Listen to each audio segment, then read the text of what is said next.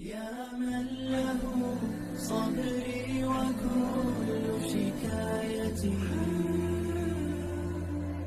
وبقربه كم تنجلي أشجاني.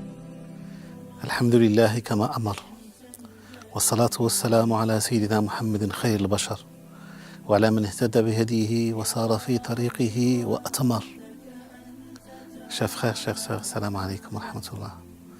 Comme vous le savez, nous sommes dans ce mois béni du Ramadan où Allah subhanahu wa ta'ala appelle sur nous des flots d'amour et de paix intérieure. Le mois de Ramadan, comme vous le savez, mes chers frères et sœurs, est le mois du Coran par excellence. Le Coran fut révélé pendant le mois de Ramadan. Inna anzalnahu fi laylatil qadr. Inna anzalnahu fi laylatin mubarakah. Donc le Coran fait révéler, fait descendu sur le prophète Mohammed sallallahu alayhi wa sallam durant le mois de Ramadan. Donc le mois de Ramadan, pour nous, doit être un mois de réconciliation avec le Coran, un mois de lecture, d'apprentissage, de compréhension et d'application des commandements des Corans. Les salaf salih, nos prédécesseurs pieux, avaient une relation particulière avec le Coran durant le mois de Ramadan. J'en cite quelques exemples. Le troisième calife Uthman ibn Affan avait une clôture du Coran. Il lisait le Coran en totalité chaque nuit durant le mois de Ramadan. Al-Aswad clôturait le Coran tous les 3 jours durant le mois de Ramadan. C'est-à-dire lisait le Coran du début jusqu'à la fin en totalité, tous les 3 jours. Et pendant la dernière décade du mois de Ramadan, il faisait la clôture chaque nuit. On rapporte aussi que l'imam Shafi'i, rahmatullahi alayh, lisait le Coran en totalité 60 fois pendant le mois de Ramadan. Ça veut dire 2 clôtures par jour. Abu Hanifa, on rapporte que c'est la même chose. Il faisait 60 fois la lecture du Coran en totalité durant le mois de Ramadan. On se pose une question. Dans notre contexte, comment ces gens-là faisaient pour lire le Coran du début jusqu'à la fin? Comment ils faisaient pour gérer leur temps? Je pense, mes chers frères et sœurs, que ce n'est pas une question de temps. C'est une question de volonté. C'est une question de haute visée. Si vous avez la volonté, vous avez la haute visée, vous avez l'intention de lire le Coran, de le clôturer, de se ressourcer de sa source intarissable, vous allez y arriver. Et cet effort-là, s'il est fait collectivement, s'il est fait en groupe, il est plus efficient. C'est pour cela que dans le hadith authentique, le prophète Mohammed sallallahu alayhi wa sallam dit qu'un groupe de fidèles se réunissent dans une des maisons de Dieu, une mosquée en l'occurrence, pour lire le Coran, pour discuter entre eux de sa signification.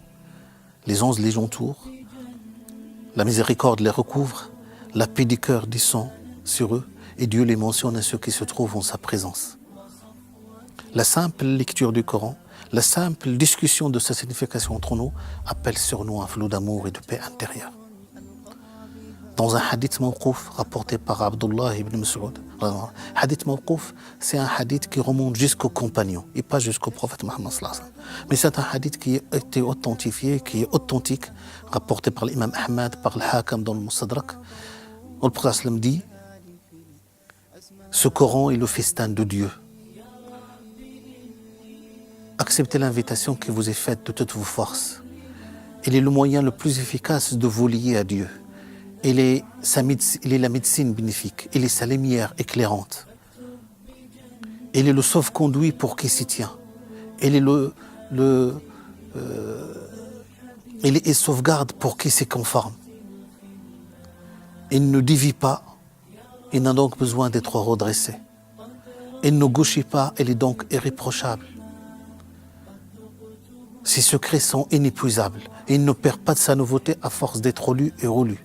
Lisez-le, Dieu récompensera votre lecture pour chaque lettre lue, une bonne action. Je ne dis pas que le vocable alif, lam, mim est une lettre, mais alif est une lettre, donc une bonne action. Mim est une lettre, donc une bonne action. Mim est une lettre, donc une bonne action. Il nous appartient, mes chers frères et sœurs, de se consacrer à la lecture du Coran, d'aménager notre temps pour justement se ressourcer, revenir à la parole de Dieu, revenir à l'essentiel. le Coran est le texte de référence pour nous musulmans.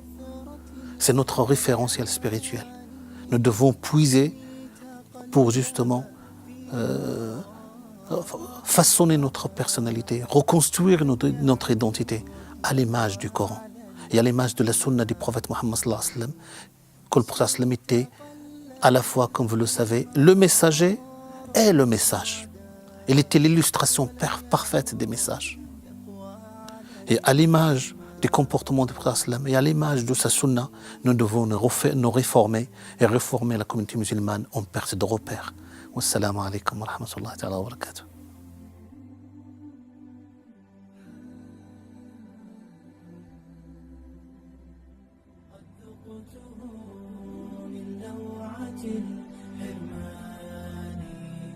فاكتب بجنات الخلود مكانتي قرب الحبيب وصفوة الخلود.